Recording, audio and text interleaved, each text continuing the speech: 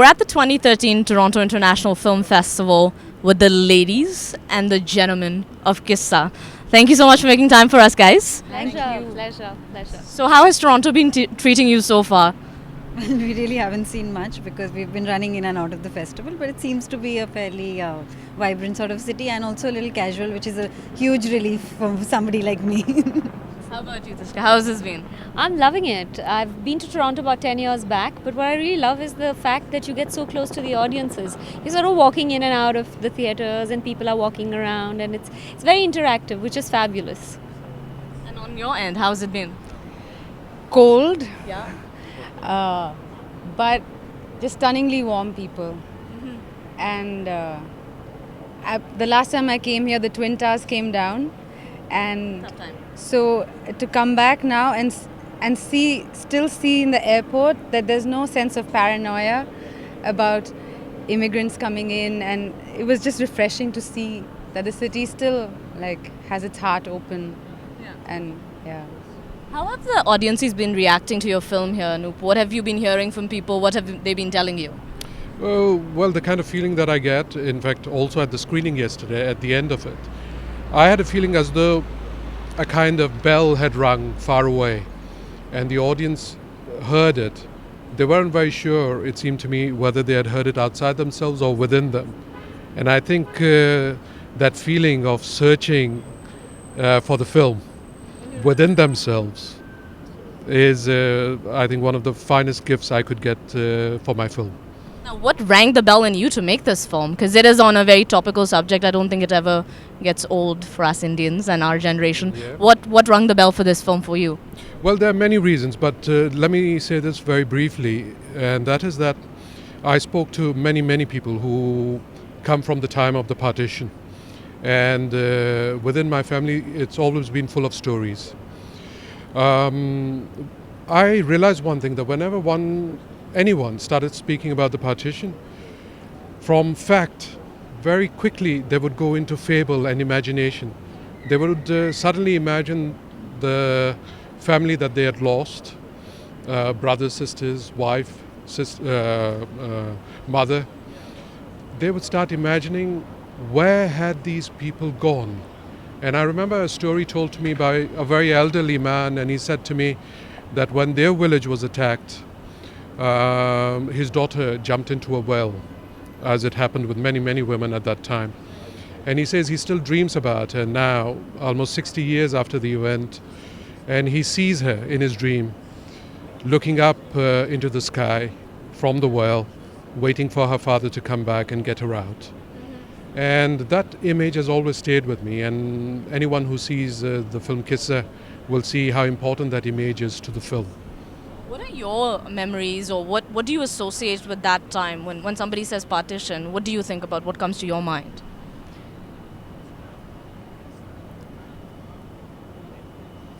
I think it's just it's a tremendous amount of pain, but it's also it's a time for reassessment, I feel, because it's just happening around us. I mean, it's not a time in history.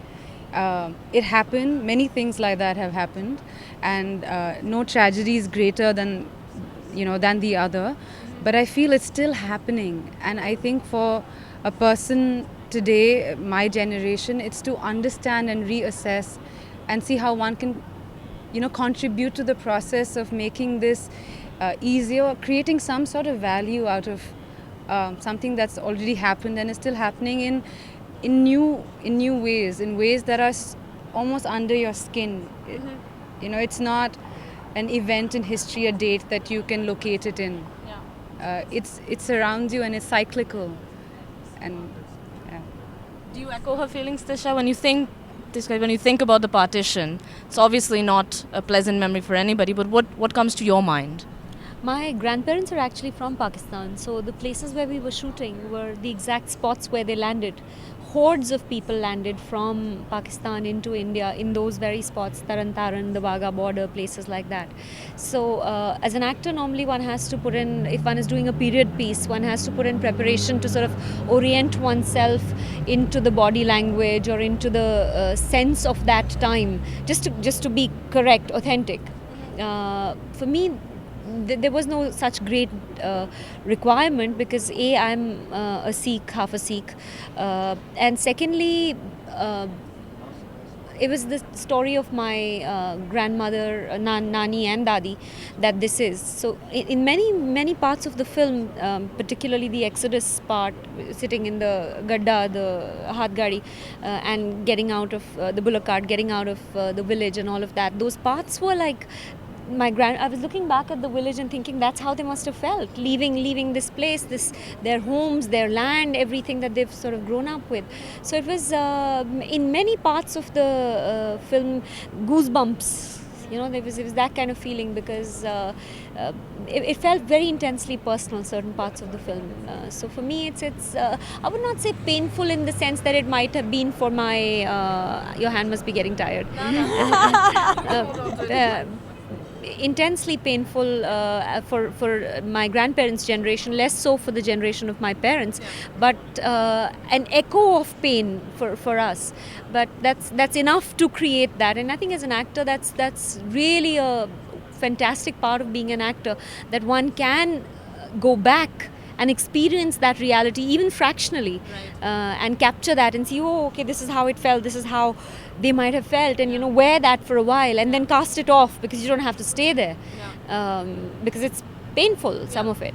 So you can come back and you can go back and you can see the film again and all of that. So that's the end, the fun secret part of being an actor. Right. How about you? Were you trembling, getting goosebumps, living through that chapter of history as well, like your colleagues? Actually, that chapter of history, no matter how many films we've seen on it, has always affected me, or how many plays we've seen on it, has always affected me in a big way, and I sometimes wonder why. I'm sure there's some connection somewhere which sort of... but I want to recite a poem. Because it's one of my favorite ones, and it's from the partition, and it's something when I recite, it really sort of does things to me. So it's a poem by Amrita Pritam. Says, which is an invocation to Varesha, which आज आँखां वारेशा नू, it's in Punjabi, कि तो कब्रां विचों बोल, कि अज किताबे इश्क दा कोई अगला वर्का खोल, एक ती रोई सी पंजाब दी तू लिख लिख मारे वैन, आज लखा तियां रोंदियां तैनू वारेशा नू कहन, उठ दर्द मंदा दे दर्दिया उठ तक अपना पंजाब, आज बेले लाशां बिछियां ते लहू से भरी Chenab. Kya baat hai. I think there's nothing more that needs to be said about that time. Beautiful, beautiful, beautiful poem. Nah, it's amazing. Thank you so much for sharing that with us. We're all women, except this kind little gentleman here who's made this film for us. Gentlemen, why are we proud to be women today, guys? Why are we proud to be Indian women? What do we stand for? Because this story is about why we should be proud of who we are. So why are we proud to be women today? In India, why are you proud to be a woman? I don't know about this woman thing, I think I'm really, especially after this film, I tried so hard in this film to be a man. And Anoop told me that you don't have to try and be a man, you just have to try and be a daughter who really loves her father so much that she'll do whatever it takes to, get his love. And in the playing of the film, I came from a certain school of thought where there was the masculine and then the feminine, and I relished the whole intellectual discussion on how they're two separate, and I think in my interactions with Anoop, and it takes a while for me to understand what Anoop is saying. Like, he'll say something, I understand it 6 months later. But one of the things that I've... and his references are very obscure. Yeah. And so anyway, with a little bit of time that I've This is supposed to be a compliment, by the way. I'm not jumping off. But I think I'm growing to understand that it's not... I think I'm trying to embrace more what is to be human than what is to be a man and a woman. And I think just finding a sense of beauty in having a bit of both. And I don't mean it in a physical, aspect, but really trying to explore, to develop a certain kind of sensitivity which has a bit of both, and the need to embrace both. And I think for me, Qissa has helped me, Anoop's helped me understand that, And I'm proud to to walk on that path, you know. What would you like to add to what she's already said about being a woman today, being an Indian woman today? A lot of people look up to you as an example. So what are you most proud of today? That's Yeah, absolutely. That scared the hell out of me right there. I'm like, okay, now I'm under pressure. No, you can't put me in a spot like that. To me, honestly, the fact that we can stand here and have this discussion is in itself a validation of the fact that women have come a long way, but that does not take away from the fact that there's so much more that needs to be done. I've had the benefit of shooting certain pieces of work where in certain parts of India where there still rampant female feticide. There's still child marriage. There's rapes are at an all-time high. So it is in one sense a time where there's great progress, and at the same time there's great regression or great because the whole idea of the divine feminine in India, the Stri Shakti, the idea of the goddess power of the woman was so strong in our culture, but it got, you know, we didn't hear of all this happening about 100 years back. But this is a kind of a bastardization. So I think that the haves, which are us guys, need to take stronger action, and I'm very sort of devoted to that idea, and I'm going to do more work, whether it's actual practical work on the ground level or do films of the kind which speak about the aspect of that, how stilted a society are you creating by creating this. It's not good for men either, and that sense needs to come through.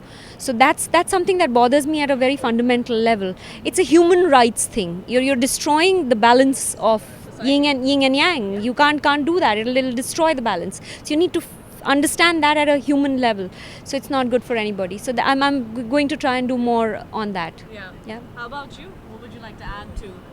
Rasika ji, No pressure. No poem. No poem. Pressure. dance this time. Interpretive dance. Guys. No, am I proud to be a woman in India? I don't think I'm proud to be a woman in India today. Not at all. I think I fantasize a situation where we won't even need to ask this question. You know, that's all. Yeah, That's enough all. said, right? Well, congratulations on the film, ladies and gentlemen.